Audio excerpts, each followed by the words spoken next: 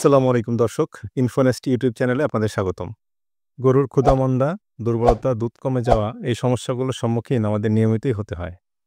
আজকের এই ভিডিওতে আমরা এই সমস্যা থেকে উত্তরণের জন্য একটি অত্যন্ত কার্যকরী ও জনপ্রিয় ভেটেরিনারি ইনজেকশন কেটোফোস নিয়ে বিস্তারিত আলোচনা করব।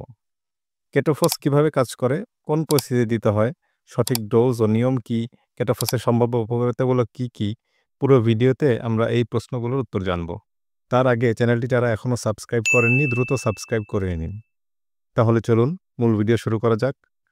কেটোফোস হলো একটি উচ্চমানের ভেটেরিনারি থেরাপিউটিক ইনজেকশন, যা বিশেষভাবে ডিজাইন করা হয়েছে গবাদি পশুর শক্তি পুনরুদ্ধার ও মেটাবলিক কার্যক্ষমতা বাড়ানোর জন্য। যার মূল উপাদান বিউটাফসফান।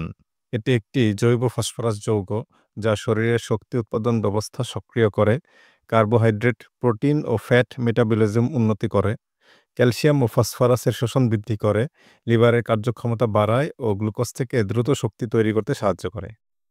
কেটোফোসের আরেকটি উপাদান সায়ানোকোবালামিন, ভিটামিন B12, যা রক্ত তৈরিতে প্রধান ভূমিকা পালন করে, খাদ্য থেকে শক্তি পেতে সাহায্য করে, স্নায়ুতন্ত্রের সুরক্ষা রক্ষা করে, ডিএনএ সংশ্লেষণে সাহায্য করে।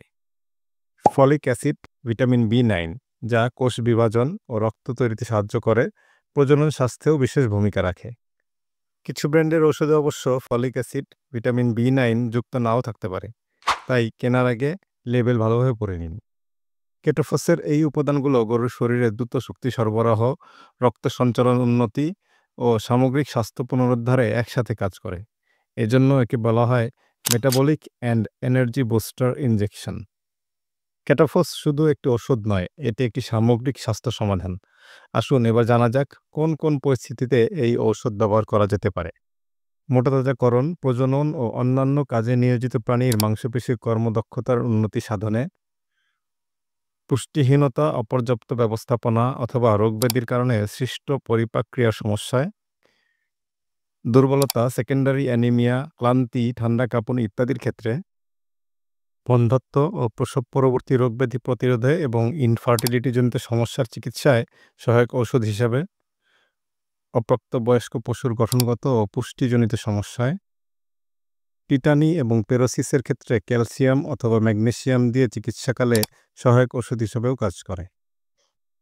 ইনজেকশন দেওয়ার আগে কিছু গুরুত্বপূর্ণ বিষয় জানা জরুরি।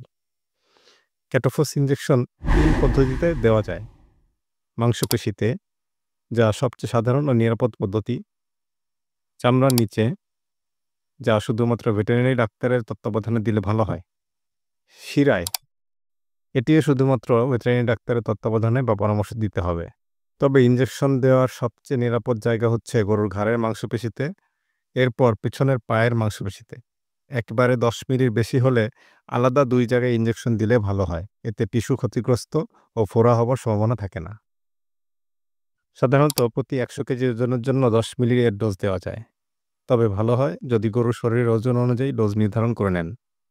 চার্টে দেখতে পাচ্ছেন গরুর ওজন অনুযায়ী ডোজ কেমন হতে পারে।